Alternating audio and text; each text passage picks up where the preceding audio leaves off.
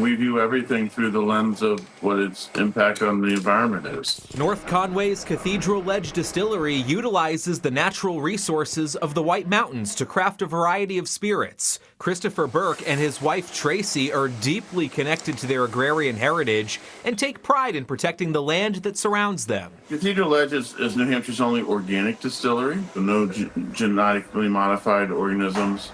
No synthetic fertilizers or pesticides. All of our cleaning products are organic. Distilling can be a very energy-intensive process. To combat this, Burke and his team got creative. They built a grain handling system that reduces their reliance on deliveries, cutting back on emissions. We have to cook the grains like everybody else, but we do it with a very high-efficiency boiler. And inside the building, the water used for boiling is sent to underground tanks, which sends the expelled warmth through their radiant floors. That lets us retain heat in the winter, so we don't ever burn propane to heat the space.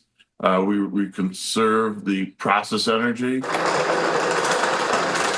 Brewing beer can also be an intensive process. Blasty Bow Brewing Company in Epsom is finding creative solutions to manage their energy output. The talk is about sustainability. We're facing some things, there may be some challenges coming, and it's an issue of survivability. Dave Stewart recently finished an expansion of his craft brewery. It runs the whole show. Powered by 182 solar panels. We've now got a solar array that generates more power than we're currently using, but it was sized in the event that we were going to expand, and so I'm thinking that we're going to use most of that energy. To maximize efficiency, Stewart built an underground geothermal chiller to finish the brewing process. So what this does is it kind of pre-chills. You'll take cold water and use the temperature of the ground to cool the wort down and then scrub the heat and then recycle the water. This new setup will allow him to start canning and fill even more taps in the brew pub this summer. We just keep stepping it up to bigger and bigger.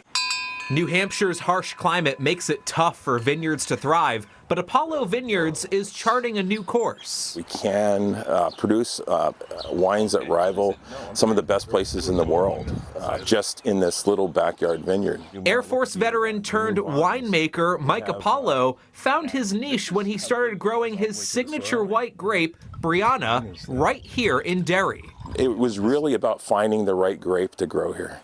I was one of the first in New England to grow Brianna, and now it's grown, I believe, in all 6 states. These hybrid varieties of grapes are hardy enough to withstand cold northern New England winters and are very productive in a short growing season. We're going to set fruit in June and harvest in August. That's a pretty quick ripening window. These grapes are bred to fend off mold and disease, saving potentially harsh chemicals from entering the ground. As concerns about our climate grows, these greener innovations could help the craft beverage business thrive for years to come. We really can grow really good grapes in New England, especially here in southern New Hampshire. It's very rewarding when people enjoy our products, and it's good to know that we're doing it in a way that is not detrimental to the environment.